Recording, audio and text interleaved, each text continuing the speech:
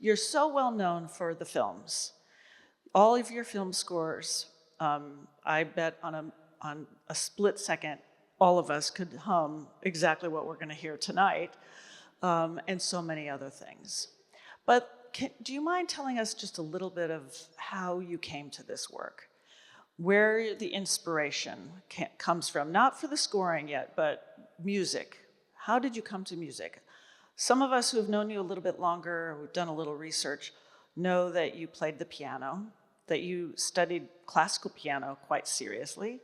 You made a little bit of a living as a jazz musician. You worked in studios in Hollywood.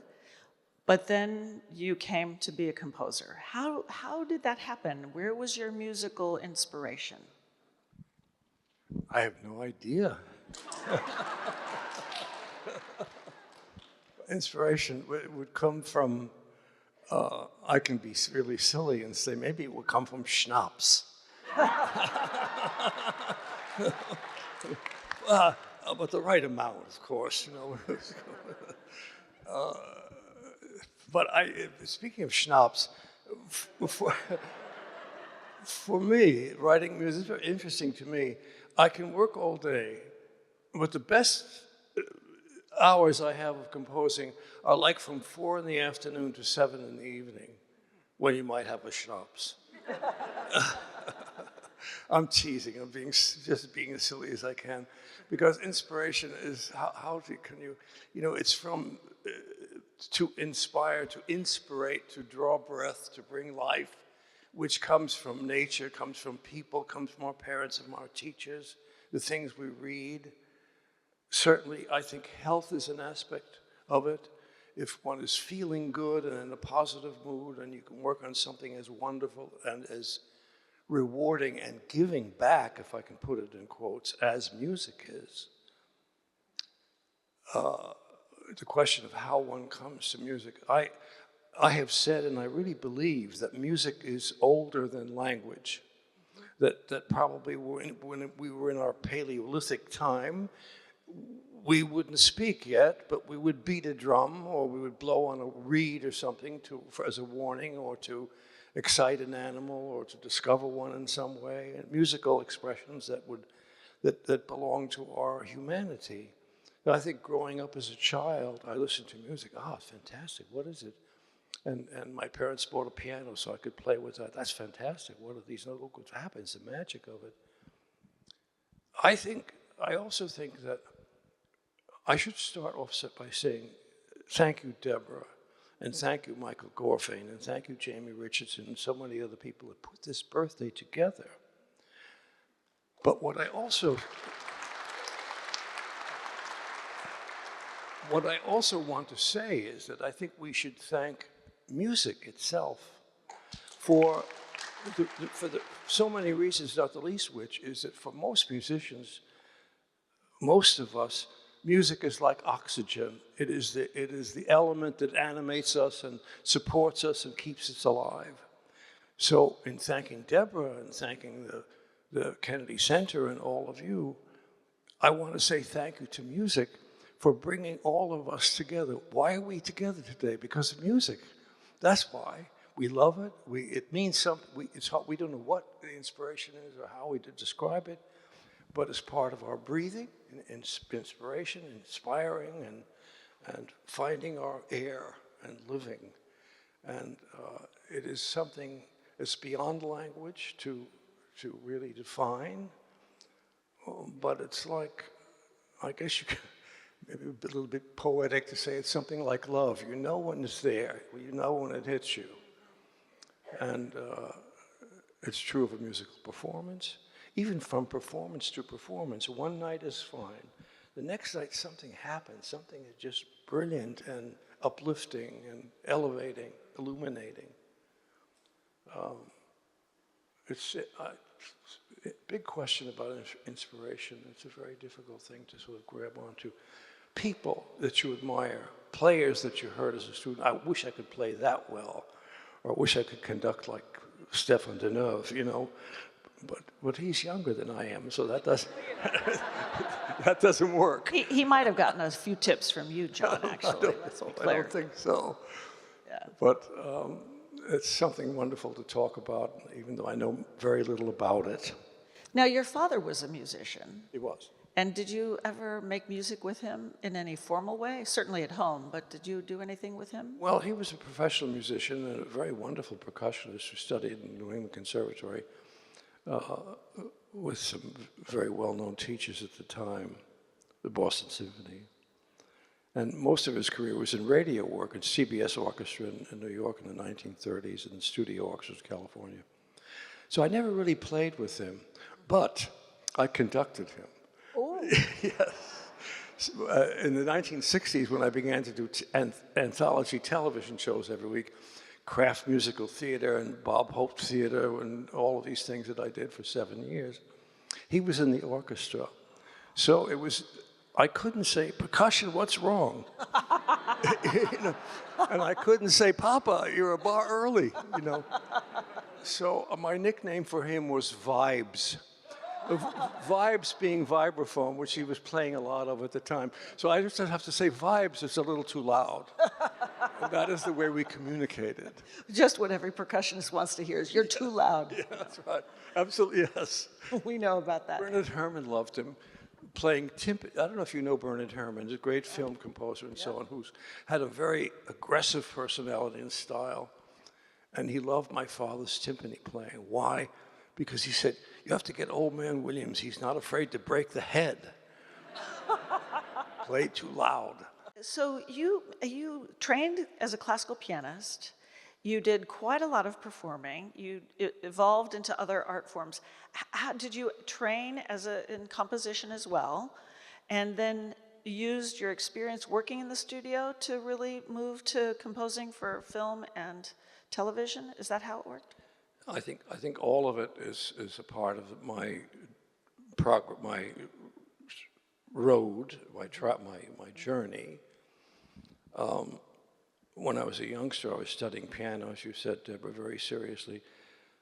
I went to Juilliard briefly and studied with Rosina Levine, and her audiences, you are younger, but you must remember Van Cliburn, who won every international prize. And he was a fellow student of mine. And whenever I saw Van, I would say, the reason I'm a composer is because I can never play the piano as well as you do. And that was the truth. So I blamed him for my... So we can thank him for what you have done for us. Or blame him, you might. And because of my father's influence and the people he knew, and I auditioned for conductor one particularly and played in the orchestras as a result of all that. And I was a pretty good sight reader, so that helped. And still, I had no idea that I could have a career as a composer. How do you make money?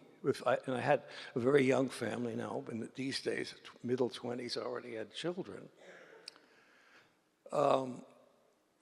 And the journey that took me from the piano to composing for film was really a very simple thing where one of our music directors at the studio would say, John, can you orchestrate? Yes, with the temerity of youth, of course I can. And can you orchestrate this for Tuesday morning? It's now Friday night, and it's how many pages? Not many, 20 pages.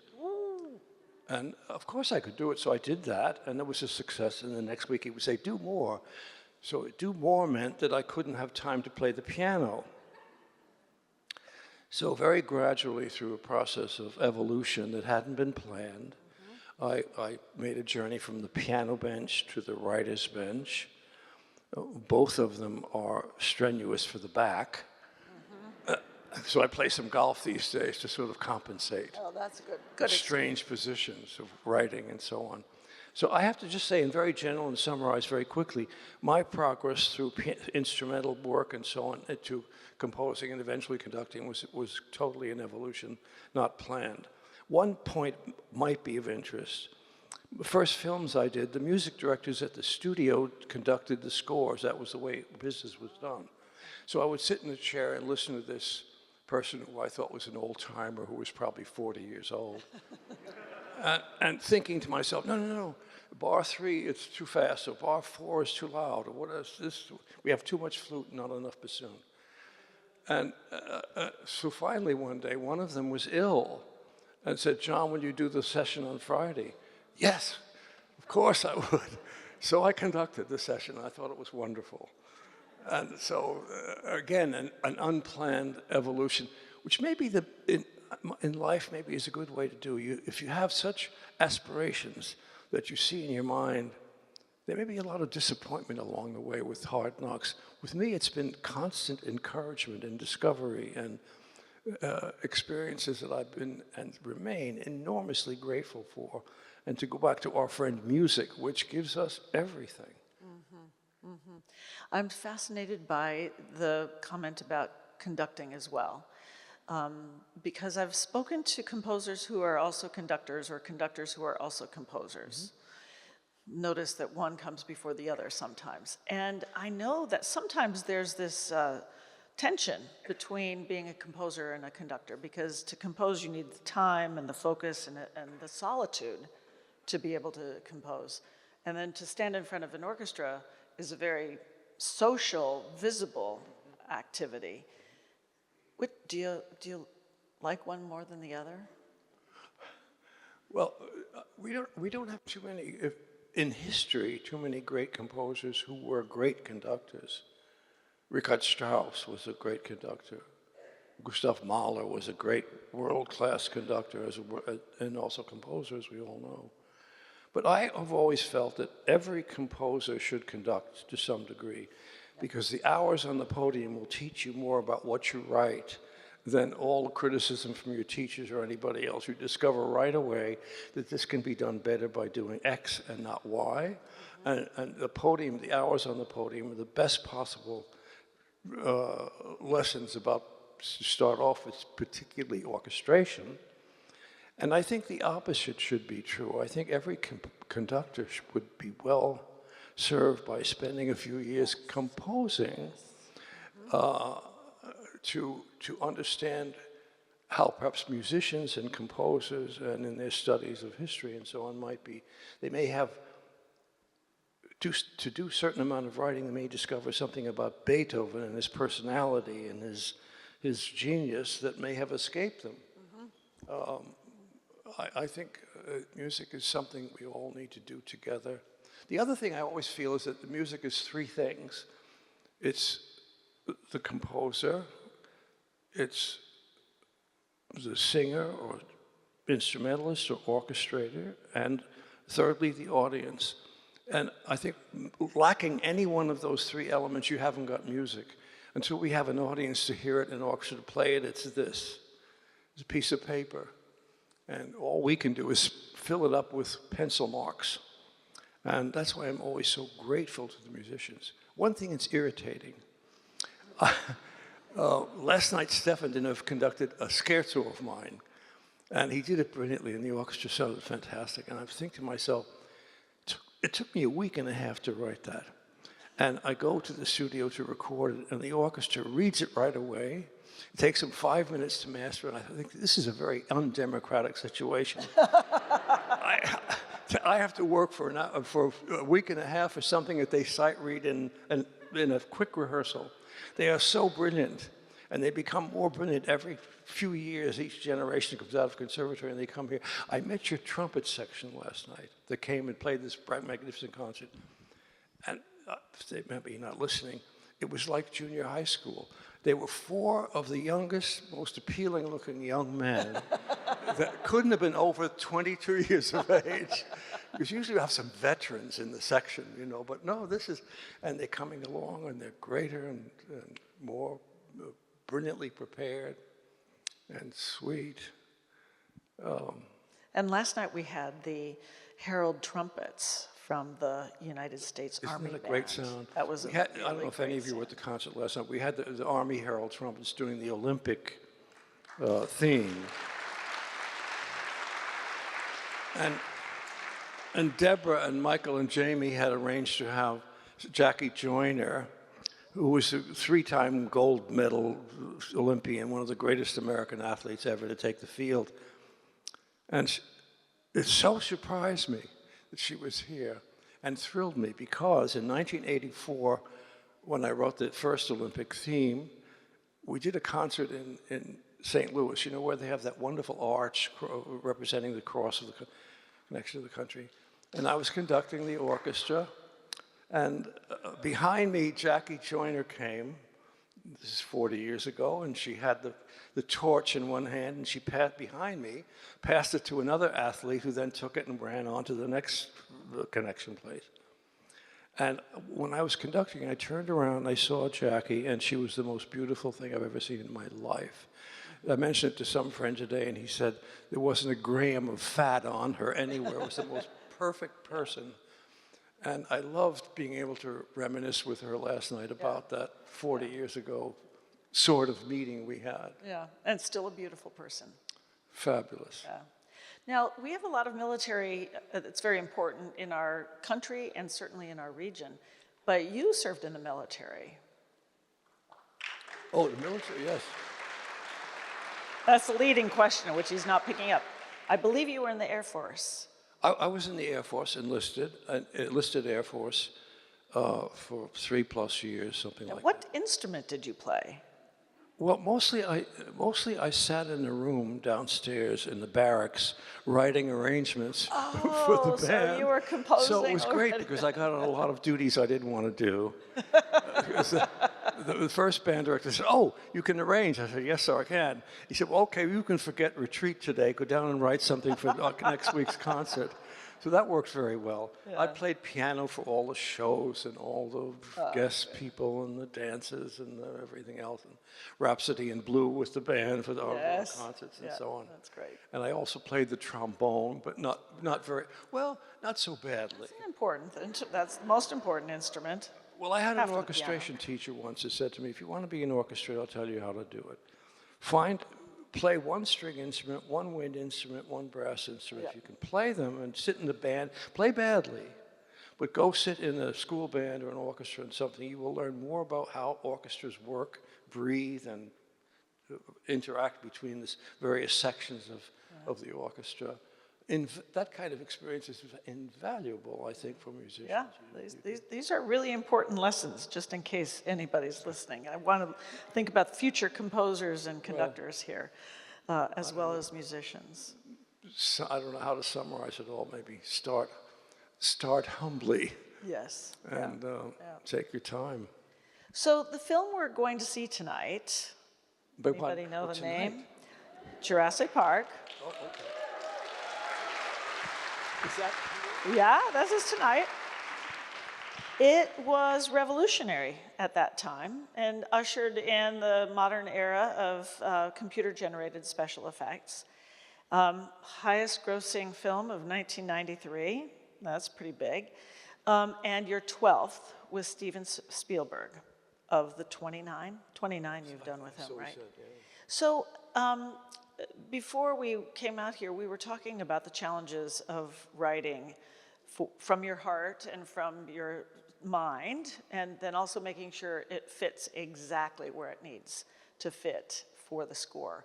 Was there anything particularly challenging about Jurassic Park? Because listening to it, it's just lyrical and flowing. It doesn't at all seem like it has to fit within the very specific tracks.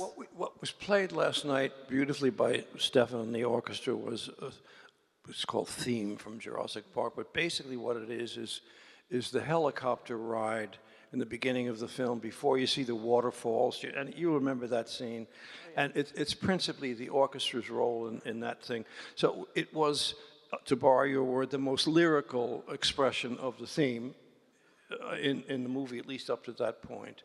I don't know whether that was before we see the dinosaurs or not. The opening phrase of that piece is the first point of view of those fantastic animals, huge. Yep, exactly. But the minuscule manufacturing work, jewelry making kind of work, is more like the kitchen scene with the raptors, where they hide and you see their face in the mirror and so on and so forth. That the music will go from bar to bar, and I will work with a great film editor and music editor I think he's here somewhere today. Ramiro Belgart is the man that sits with me every day, and we decide when this phrase should be interrupted. or whether that phrase should accelerate because the tempo of the scene accelerates. And I spoke just a moment ago with Stefan about tempo, speed, in musical terms vis-a-vis film. We were talking about the end of E.T., which Stefan has performed, where the bicycles go over the moon. And the music for that goes so fast in the film that you can hardly play it. And when we play it in concerts, it's at a more musical tempo and it's a little bit slower. You can breathe. It's not hysterically fast.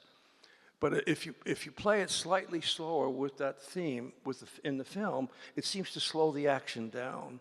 So we need to find a tempo that isn't so fast that it makes the action seem slow. Right. The converse of that would be that we're not fast enough and we appear to be slowing the action down. Right. So that whole trip, which is, I don't know, the whole musical scene there is about 10 minutes, I think.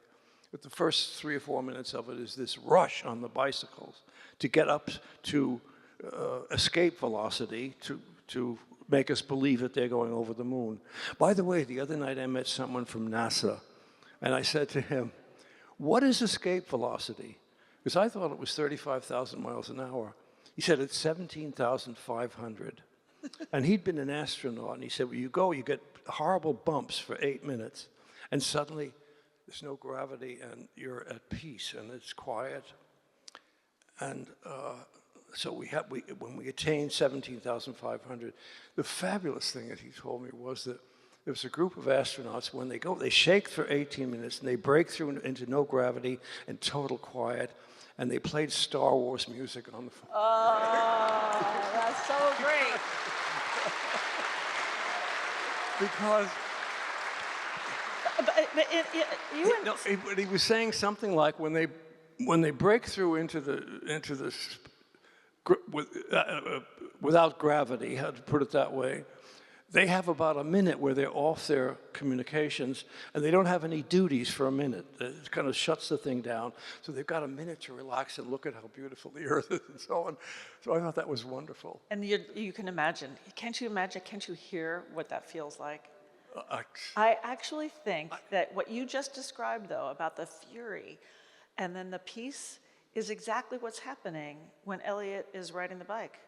Because he's pedaling like crazy, and then it just launches. Yes, yeah, and that's exactly what you created with your music. Well, what happens there musically and melodically is that there's a theme. I don't have a piano to show you, but 4 or 5 notes of the theme, you hear that, and then you hear 6 notes and so on.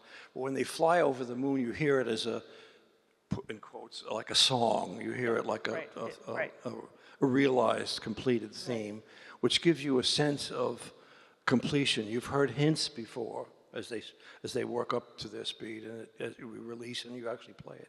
So it was E.T., by the way, a perfect film for music, but I think Jurassic Park also. I was very interested. I talked to the conductor, Steve, who will be Stephen Reineke.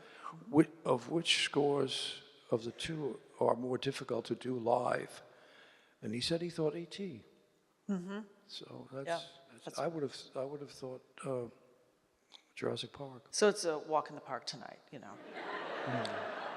So I know we're running out of time. I have 2 short questions, which I hope you won't offer short answers for. But 1993 is also when you scored Schindler's List. Mm-hmm. Couldn't be more different than Jurassic Park. Mm-hmm.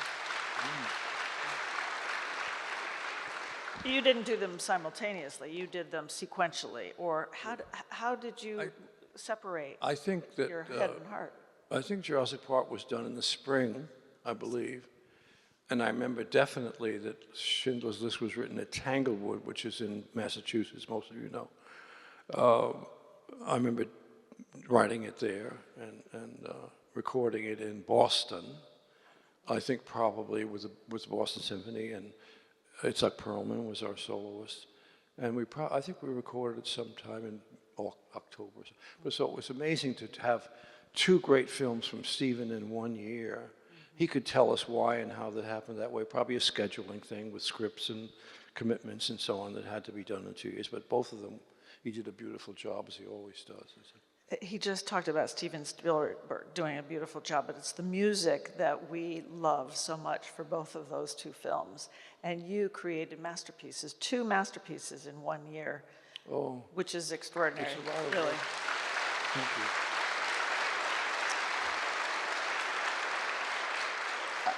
you.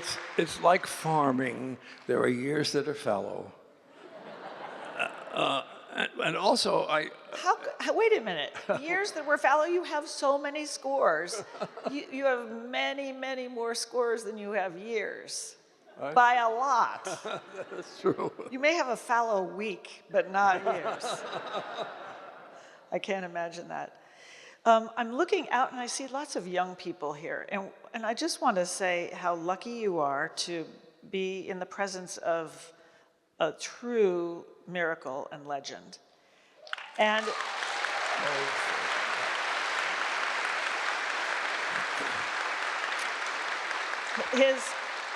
but the other thing that's really cool is that we can hear a live orchestra with the film, because that did not always happen.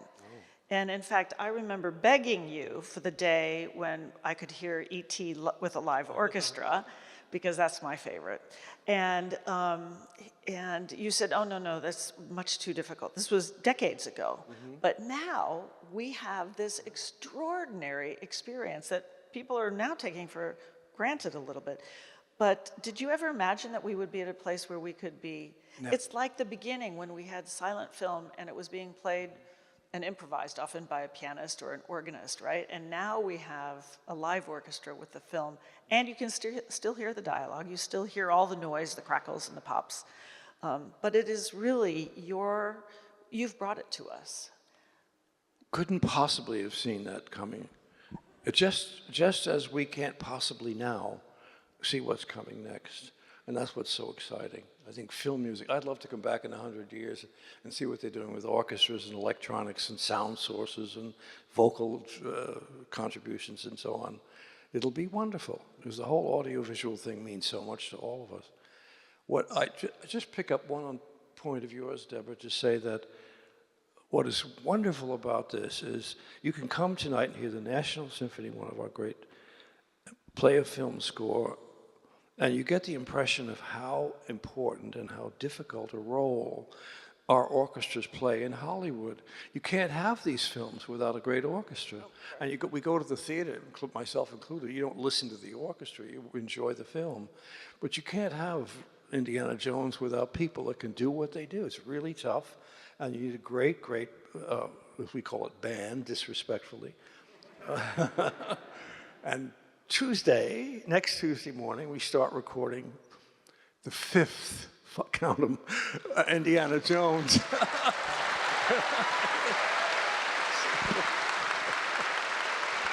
So that'll be 10 a.m. Tuesday morning.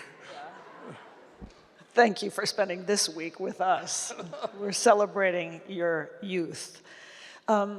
Just on behalf of everybody here and myself, you are a role model for great human being and a citizen of our country.